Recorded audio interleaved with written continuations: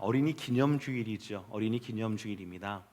근데 우리가 우리 자녀들을 위해서 기도할 때마다 여러분은 어떤 기도를 가장 많이 하셨습니까?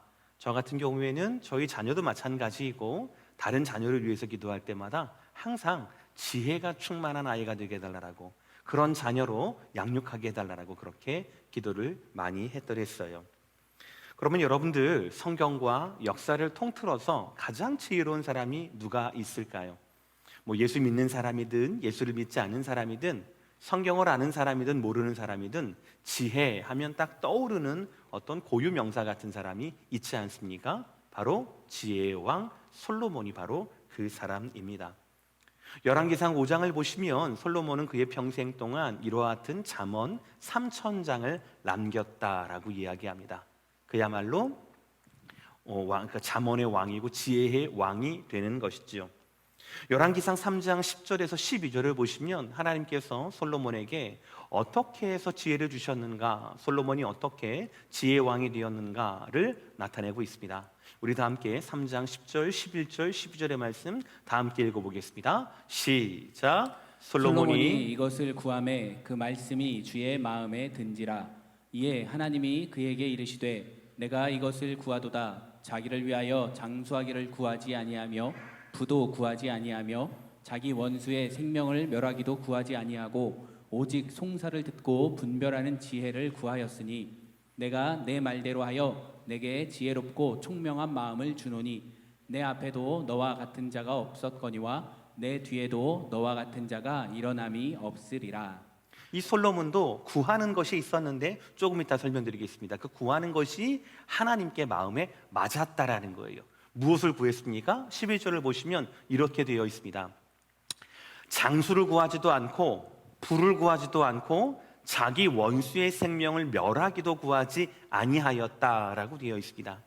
많은 사람들은 보통 부귀를 위하여서, 자기의 장수를 위하여서, 자기의 평안을 위해서, 적들이 없어지기를 위해 원수를 멸해달라고 하나님께 기도하는 것이 보통의 기도예요. 그리고 사실은 보통의 기도라고도 할 수 있겠지만 모든 사람들에게 안정적인 삶을 위해서 필요한 것이 장수, 돈, 그리고 원수가 없어지는 것일 겁니다. 그런데 솔로몬은 하나님 앞에서 그런 기도를 하지 않았어요. 솔로몬은 구하지 않고 11절 맨 마지막 줄 오직 송사를 듣고 바르게 분별하는 지혜를 구하였다라고 했습니다. 여러분들이 이 말씀이 굉장히 중요한 지혜를 받을 수 있는 원리가 있습니다. 무슨 말이냐면 사명을 따라 지혜를 구하면 된다라는 거예요. 다시 뭐라고요? 사명을 따라 지혜를 구하면 하나님이 들으시고 기뻐하셔서 주신다라는 뜻입니다. 다윗의 사명과 솔로몬의 사명은 달랐습니다. 다윗은 용감해야 했습니다. 다윗은 개척을 해 가야 했습니다. 다윗은 성전을 지어야 하고 성전을 지을 수 있는 물건을 많이 쌓아 놓아야 됐습니다. 그것이 다윗의 사명이었어요. 그러니까 다윗은 용감해야 합니다. 스스로도 잘 서야 하는 거예요. 정복 전쟁을 잘 해야 되는 겁니다. 이게 바로 다윗의 사명이었어요. 그런데 솔로몬에게 주시는 사명은 좀 다른 거였습니다. 솔로몬은 지키는 자였습니다. 다윗이 넓혔던 자였다면 솔로몬은 그것을 지키고 오히려 더 견고하게 해야 되는 거예요.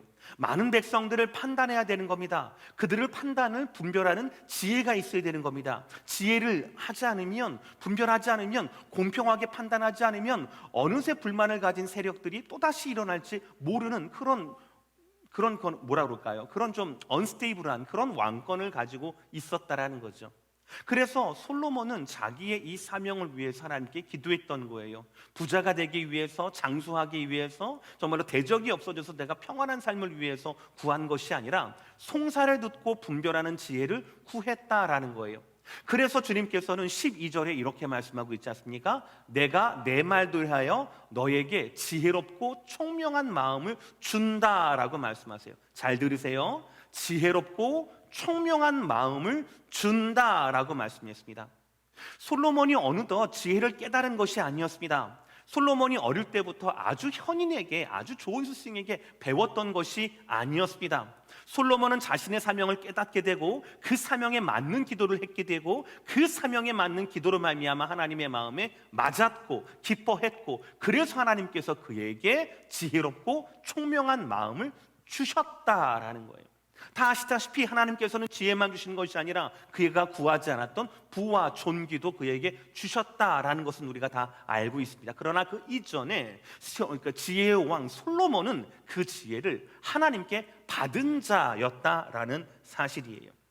더 감사한 것은 솔로몬은 그가 하나님께 받은 이 지혜를 자신의 것만으로, 자신의 아들의 것만으로, 자신의 왕가의 것만으로 남겨두지 않았다라는 거예요. 오픈했다라는 거예요. 그래서 지금도 우리가 읽을 수 있게 되는 겁니다. 그 근본적인 이유가 무엇입니까? 솔로몬이 받은 지혜는 그가 달성하고 연구해서 얻은 업적이 아니라 하나님께서 솔로몬의 기도를 들으시고 솔로몬에게 주셨던 은사이기 때문에 그래요. 솔로몬에게 주셨던 선물이기 때문에, 은혜이기 때문에 그렇다라는 거죠. 그래서 지금의 우리도 잠언의 말씀을 하나님의 말씀으로 받아 누릴 수 있게 된 거지요. 여러분, 하나님께서 이 잠언의 말씀을 솔로몬뿐만 아니라 이스라엘 백성뿐만 아니라 왕가의 자녀들뿐만 아니라 우리 모두에게 선물로 은사로 주셨다라고 하는 이 사실을 꼭 기억하십시오. 만약 우리가 나에게 있는 것만 내 자녀에게 양육을 한다라고 하면 반드시 내 자녀는요, 내 능력, 내 한계, 내 경험치 그 미만의 자녀만 생기게 될 거예요. 그렇지 않겠습니까? 아무리 잘해봐야 나를 벗어날 수가 없는 거예요. 부모를 벗어날 수 없는 겁니다. 그 한계를 벗어날 수가 없는 거예요. 그러나 하나님께서는 솔로몬을 통하여서 잠언의 말씀을 우리 가운데 주셨다라는 거예요. 그러므로 우리는요, 우리가 가진 것을 자녀들에게 가르칠 뿐만 아니라 아버지로서 어머니로서 우리 자녀들에게 우리의 삶을 통하여 양육할 뿐만 아니라 한 가지 더 중요한 것이 하나님께 받은 것 그리고 하나님께 받을 것을 발견하고 확장시켜야 된다라는 거죠. 그것이 바로 오늘 말씀 잠언 말씀의 도전이자 실천적인 목표가 되는 겁니다. 사랑하는 성도 여러분, 오늘 잠언 말씀을 통하여서 여러분의 가정 가운데 그 가정의 한계를 뛰어넘는 하나님의 그 뛰어난 계획을 그리고 우리의 세대를 초월한 하나님의 형통을 기대하게 되기를 주의 이름으로 축복합니다. 세 가지 말씀을 드리겠습니다. 첫 번째 말씀은 평안과 기쁨으로 가는 길이 편하지만은 않다라는 거예요. 오늘 17절의 말씀입니다. 우리 다 함께 읽어보겠습니다. 시작. 내 자식을 징계하라. 그리하면 그가 너를 평안하게 하겠고 또 내 마음에 기쁨을 주리라. 묵시가 없으면 백성이 방자히 행하거니와 율법을 지키는 자는 복이 있느니라. 우리가 이 말씀을 들을 때 잘 들어야 돼요. 원리, 적용 이것을 혼동하면 안 되는 겁니다. 원리는 변하지 않는 겁니다. 그렇죠. 변하지 않는 겁니다. 진리와 같은 거예요. 이건 변하면 안 되는 거예요. 항상 가슴 속에 묻어 있어야 되는 거예요. 그런데 적용은 변해야 되는 거예요. 시대마다 다른 모습을 가지고 있어야 되는 겁니다. 여러분, 이 말씀을 딱 들을 때 마음속에 좀 확 무거운 마음이 있지 않습니까? 제가 빨간 글씨로 말했는데 내 자식을 징계하라라고 되어 있어요. 여러분, 내 자식을 징계하라라는 저 말씀이 원리의 말씀입니까? 아니면 적용하는 말씀이 되겠습니까? 그러면 저 말씀 가운데 원리는 무엇이겠습니까? 우리가 저것을 원리로 붙잡으면 안 되는 거예요. 성경에서 자녀에게 회초리를 아끼지 말라고 그랬어. 맞습니다. 자녀를 징계하라라고 말씀했어요. 맞아요. 물리적인 강압을 통해서라도 자녀를 훈육해야 한다라고 말했어요. 맞습니다. 그래서 매를 드시겠습니까? 매만 드시겠습니까? 물리적으로만 아이들을 훈육하시겠습니까? 아니라는 거예요. 이 말씀에서 내 자식을 징계하라라는 말씀은 원리가 아니라 적용점이에요. 원리는 뭡니까? 녹색 글씨예요. 율법을 지키는 자는 복이 있다라는 거예요.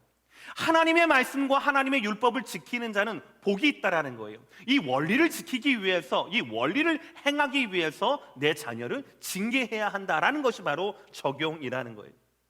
현재 우리는 양육에 대한 이 두 가지 상반된 시대와 문화를 극적으로 경험하고 있습니다.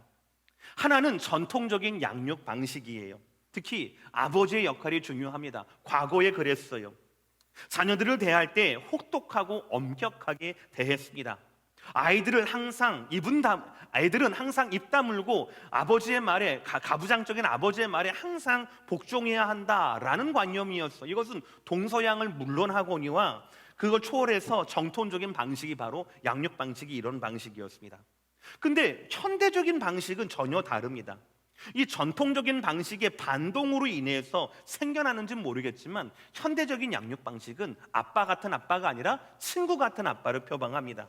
더 친근한 아버지가 더 좋은 아버지처럼 여겨지기도 합니다. 그래서 심할 경우에는 아예 아버지로서의 롤, 역할, 양육, 훈련 이것을 가정에서 찾아볼 수가 없게 되는 경우가 있어요. 우리는 이 전통적인 것이나 현대적인 것이나 무엇을 선택해야 하나 고민할 것이 아니라 성경으로 돌아가야 할 것입니다. 이 두 가지에서 혼란을 겪으면 안 되는 거예요. 성경을 다시 보세요. 17절의 말씀입니다. 내 자식을 징계하라 그리하면이라고 되어 있어요. 내 자식을 징계하라. 징계에서 끝나는 게 아니에요. 징계의 결과와 목적이 나오는 겁니다. 내 자식을 징계하라. 그리하면 그가 너를 평안하게 하겠고 또 내 마음에 기쁨을 주리라 라는 말씀이에요. 여러분, 이 말씀 오해하지 마세요. 내 자식을 내가 회초리를 들어서라도 좋은 대학 가고 좋은 직장 하고 해서 내 노후 대비나 노후 연금이나 용돈이나, 요즘 그런 자녀 없어요, 여러분들. 저 말씀은 바로 뭐냐면, 내가 지금 힘든 마음으로 자녀를 징계하고 한다라면 그것이 나중에 나를 평안하게 하겠고 그것이 나중에 내 마음에 기쁨을 주리라라고 하는 시간적인 말씀을 하고 있는 겁니다. 여기에서 징계라는 뜻은 세 가지 의미를 가지고 있어요. 훈계하다, 가르치다, 징벌하다라고 되어 있어요.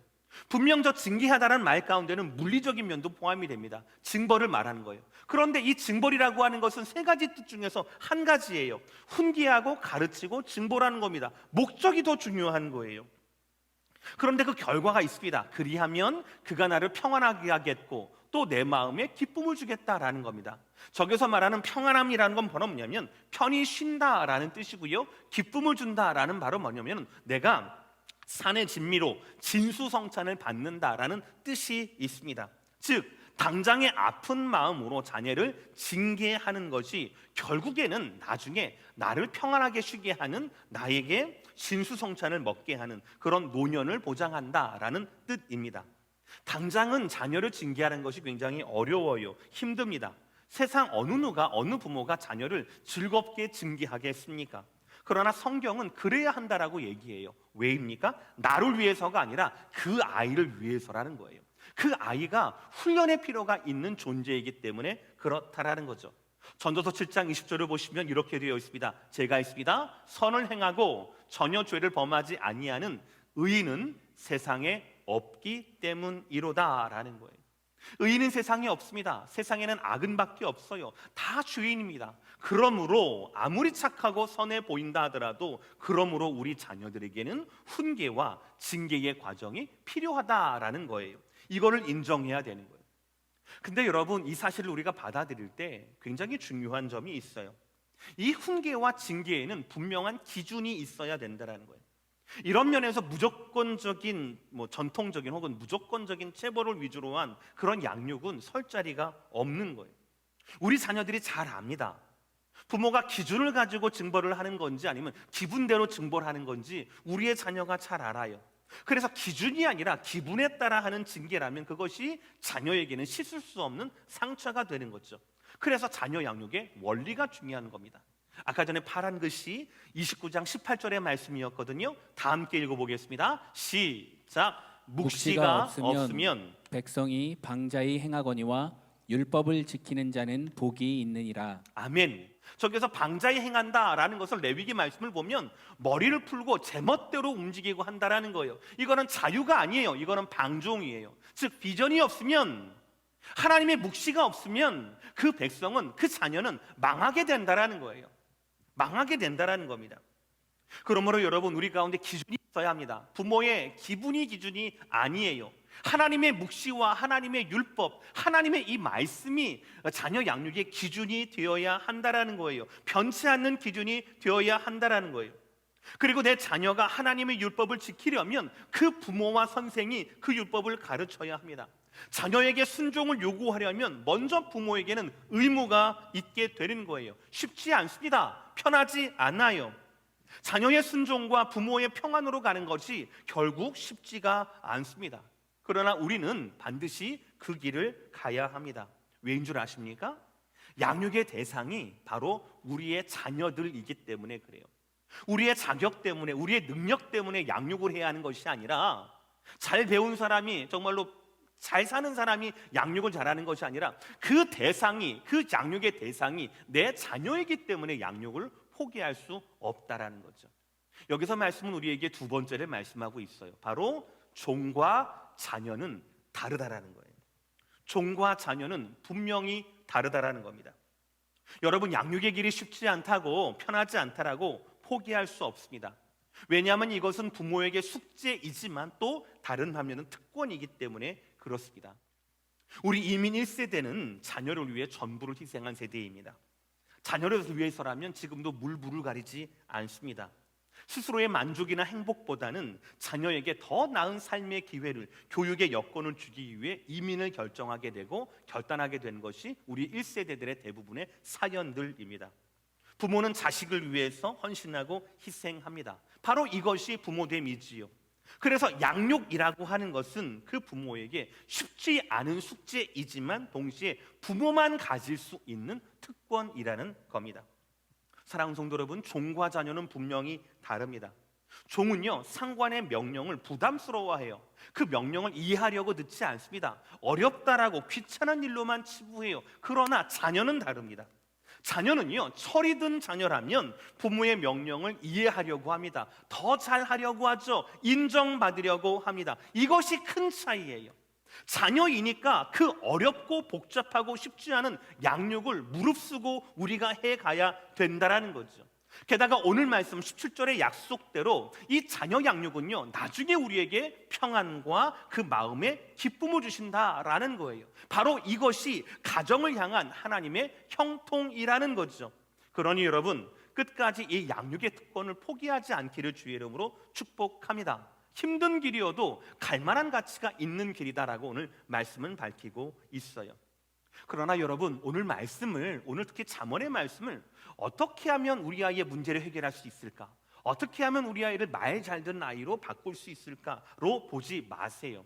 그럼 굉장히 단편적인 시선이에요. 말씀은요, 우리도 하나님의 자녀라고 말하고 있어요. 종이 아니라 하나님의 자녀라고 가르칩니다. 종이 아니라 자녀가 양육의 대상인 것처럼 이 세상에서 우리는 하나님의 종이 아니라 하나님의 자녀라는 거예요. 그래서 우리에게도 하나님의 기대가 있다라는 겁니다. 우리에게도 비전이 있고요, 우리에게도 따라야 할 율법이 있다라는 거예요. 받아야 할 훈계가 있다라는 거예요. 하나님의 자녀로서 하나님께로부터 양육을 잘 받아야 한다라는 거예요. 이 양육이라는 것은 다시 말씀드리지만 상전과 종 사이에는 있을 수가 없어요. 이 양육이라고 하는 것은 부모와 자녀 간만에 있는 특권이라는 거예요. 여러분들도 여러분에 대한 자녀에 대한 기대가 있듯이 하늘의 하나님께서도 우리에 대한 기대가 있다라는 거예요. 그것이 바로 세 번째 대지, 하나님을 품는 성장이라는 겁니다. 여러분, 우리에게는 하나님을 품는 성장이 필요합니다. 하나님을 닮은 성장이 필요하다는 사실이에요. 오늘 마지막 구절 말씀입니다. 25, 26, 27절의 말씀 우리 다 함께 한 목소리를 읽겠습니다. 25절부터 시작. 사람을 두려워하면 올무에 걸리게 되거니와 여호와를 의지하는 자는 안전하리라. 주권자에게 은혜를 구하는 자가 많으나 사람의 일의 작정은 여호와께로 말미암느니라. 불의한 자는 의인에게 미움을 받고 바르게 행하는 자는 악인에게 미움을 받느니라. 잠언의 말씀 전부가 솔로몬의 기록은 아닙니다. 그런데 솔로몬의 잠언은 29장으로 끝나게 돼요. 29장 27절로 끝나게 됩니다. 너무 감사한 것은 솔로몬이 왕의 자들로서 그리고 자신의 아들들에게 이 지혜를, 통치 기반으로서 지혜를 남겨주는 것이 아니라 왕으로 시작했지만 하나님의 자녀로서, 우리 모두가 하나님의 자녀로서 어떻게 하나님께 지혜를 구해야 할 것인가, 어떻게 살고 무엇을 결단해야 할 것인가로 솔로몬의 잠언이 끝난다라는 사실입니다. 25절을 보세요. 25절의 말씀, 사람을 두려워하면 올무에 걸리게 되거니와 여호와를 의지하는 자는 안전하리라. 무엇을 결단하는 겁니까? 사람을 두려워할 것인지 아니면은 여호와를 의지하게 될 것인지를 결단하라 라고 되어 있어요. 26절의 말씀입니다. 주권자에게 은혜를 구하는 자가 많으나 사람의 일의 작정은 여호와께로 말미암느니라. 저기서 말하는 주권자는 왕이나 권리, 그러니까 관리들을 말하는 거예요. 통치자에게, 권력자에게 많은 사람들이 은혜를 구하지 않습니까? 그러나 그 의미는 몰라요. 왜냐하면 사람의 일의 작정은 여호와께로 말미암는다라는 거죠. 그러므로 26절의 말씀은 우리 가운데 결단하게 하는 겁니다. 눈에 보이는 주권자에게 은혜를 구할 건가, 아니면 사람의 일에 작정이 달려있는 하나님께로 너희들이 은혜를 구하게 될 것인가를 묻게 되는 거예요. 25절의 말씀과 26절의 말씀, 네가 누구를 의지할 거냐, 네가 누구에게 은혜를 구할 거냐 결단하라 라는 말씀을 넘게 되면 우리는 27절의 말씀을 무릅써야 한다는 거예요. 27절의 말씀 다 함께 읽어보겠습니다. 시작. 불의한 자는 의인에게 미움을 받고 바르게 행하는 자는 악인에게 미움을 받느니라. 이게 진짜 결단이에요. 이게 진짜 우리와 우리 자녀들이 하나님의 자녀로서, 하나님의 권속으로서 세상 가운데 살아가야 할 때 가르쳐야 할, 그리고 우리가 날마다 새겨야 할 진짜 결단입니다. 우리가 과연 불의한 자로 살아갈 것인가, 아니면 바르게 행하는 자로 살아갈 것인가. 불의한 자는 의인에게 미움을 받고요, 바르게 행하는 자는 악인에게 미움을 받는 거예요. 아까 25절의 말씀에서 내가 누구를 의지할 건가 결단하라 하지 않습니까? 26절의 말씀에서 누구에게 은혜를 구해야 될 건가 결단하라고 하지 않습니까? 모두가 다 25절에도 하나님, 26절에도 하나님이라고 한다면 27절에도 내가 누구에게 내가 미움을 받아야 할 것인가? 내가 과연 의인에게 미움을 받으며 불의한 삶을 살아갈 것인가, 아니면 이 세상에서 악인에게 미움을 받으면서도 바르게 행해야 할 것인가를 결정하게 된다라는 거죠. 그것을 결단할 수 있게 된다라는 말씀이에요. 답은 뭡니까? 당연히 바르게 행하면서 악인에게 미움을 받는 것을 무릅쓰는 것이죠. 이것이 바로 답이 되는 겁니다. 그렇습니다, 여러분. 오늘 말씀 잠언 29장의 말씀은요, 솔로몬 왕이 개인적으로, 솔로몬 왕이 자녀로서 오늘 말씀을 하고 듣는 것이 아니라 우리 모두가 하나님의 자녀로서 오늘 말씀을 듣게 되는 겁니다. 그러므로 우리는 늘 하나님을 품는 성장이 필요합니다. 우리가 의지하는 분이 누구입니까? 우리가 은혜를 구하는 분이 누구입니까? 우리가 행할 때마다, 행동을 선택할 때마다 기준이 되는 분이 바로 누구입니까? 그분이 바로 하나님이라는 거예요. 저는 이것을 인격적 복음이라고 이름을 붙였어요. 인격적 복음이라는 거예요.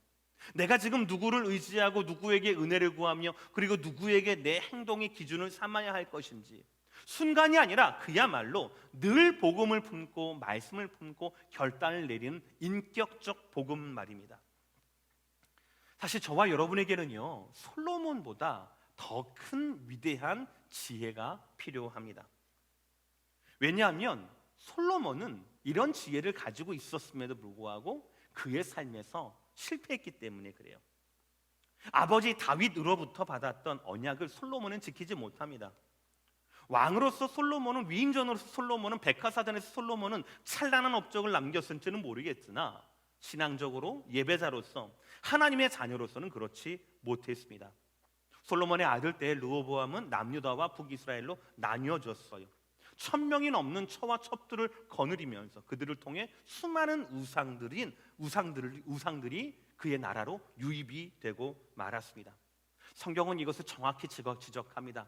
열왕기상 11장 9절 10절의 말씀 제가 읽습니다. 솔로몬이 마음을 돌려 이스라엘의 하나님 여호와를 떠나므로 여호와께서 그에게 진노하시니라. 여호와께서 일찍이 2번이나 그에게 나타나시고 이 일에 대하여 명령하사 다른 신을 따르지 말라 하셨으나 그가 여호와의 명령을 지키지 않았으므로. 그러니까 결국 솔로몬의 지혜가 솔로몬을 구원하지 못했던 거예요. 그가 왜 1000명의 처와 첩을 두었겠습니까? 외로워서요? 아닙니다. 그렇지 않아요. 처와 첩 1000명의 이 사람들을 통하여 정략 교련을 했고, 이 정략 교련을 통하여서 자신의 지위와 그 나라의 지위가 더 견고해질 것이라고 기대했을 거예요. 지혜의 왕으로서 이름이 높아지고 여기저기서 그를 찾는 사람들이 많아지니까 그는 자신의 지혜가 자신의 것이라 라고 착각했는지도 모르겠습니다. 우리가 아까 살펴본 것처럼 솔로몬의 지혜는 솔로몬의 것이 아니었잖아요. 하나님께서 선물로 주신, 기도의 응답으로 주셨던 응답이자 은사이자 선물이었지 않습니까? 참으로 아이러니해요. 솔로몬의 지혜도 솔로몬을 구하지 못했다라고 하는 점이에요. 그래서 류대 랍비들은요, 솔로몬이 남긴 지혜서를 이렇게 설명을 합니다. 솔로몬이 남긴 지혜서가 아가서, 잠언, 그리고 전도서가 있거든요. 그래서 솔로몬이 젊을 때는 아가서를, 그리고 장년의 때는 잠언을, 그리고 노년의 때에는 아마도 전도서를 남겼을 것이다 라고 이야기를 합니다. 무슨 말이냐면 젊을 때 아주 열정적인 사랑을 할 때는 술람 및 여인을 통하여서도 하나님을 노래할 수 있는 아가서를 기록했다라는 거고요. 장년의 때에 그가 가장 많이 지혜가 충만했을 때는 충만한 지혜를 잠언으로 남겼다라는 것이고, 그러나 노년의 때에 쓴맛단맛 다 보고 난 다음에 모든 인생과 모든 부귀 영화가 지혜조차도 헛되고 모든 것이 헛되도다라고 하면서 그의 인생 말기에는 바로 전도서를 남기지 않았나라고 이야기하고 있다라는 거예요. 그렇습니다, 여러분. 솔로몬의 지혜도 솔로몬을 구원할 수 없었어요. 우리에게는 솔로몬을 넘어선 진짜 지혜가 필요합니다. 끝까지 하나님을 품는 성장이 필요합니다. 어떤 시대를 살더라도 우리를 구원할 진짜 지혜가 필요합니다. 그러나 놀랍게도 잠언 말씀에는 이미 하나님께서 그 지혜, 솔로몬을 뛰어넘는 지혜를 우리 가운데 심겨 두셨다라는 사실이에요. 잠언 8장 22, 23절의 말씀 다 함께 읽겠습니다. 시작. 여호와께서 그 조화의 시작 곧 태초에 일하시기 전에 나를 가지셨으며 만세 전부터 태초부터 땅이 생기기 전부터 내가 세움을 받았나니. 저기서 말씀하는 나는 바로 의인화된 지혜예요.